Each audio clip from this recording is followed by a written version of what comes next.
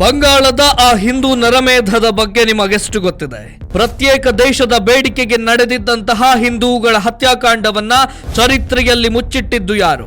Muslim ಲೀಗಿನ direct ಆಕ್ಷನ್ಗೆ ಬಲಿಯಾದ ನಿರಾಶ್ರಿತರಾದ ಹಿಂದೂಗಳೆಷ್ಟು? ಆ ಕರಾಳ ಇತಿಹಾಸವನ್ನ ಮತ್ತೊಮ್ಮೆ ನೆನಪಿಸಿದ ದಿ ಬೆಂಗಾಲ್ ಫೈಲ್ಸ್ ಸಿನಿಮಾ. ಸ್ನೇಹಿತರೆ, ಅದು 1946ರ ಸಮಯ.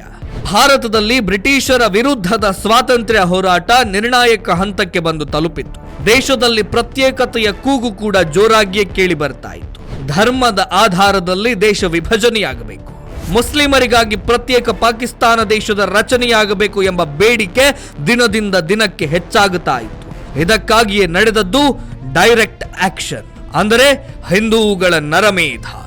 ಹೌದು, 1946ರ ಆಗಸ್ಟ್ 16 ಬಂಗಾಳದ ಕಲ್ಕತ್ತಾ ಸುತ್ತಮುತ್ತ ಪ್ರತ್ಯೇಕ ದೇಶದ ಬೇಡಿಕೆಯ ನೆಪದಲ್ಲಿ ನಡೆದಿದ್ದ ಪ್ರತಿಭಟನೆ ಹಿಂಸಾ ಸ್ವರೂಪವನ್ನ ಪಡೆದು ಹಿಂದೂಗಳ ನರಮೇಧವೇ ನಡೆದು ಹೋಯಿತು.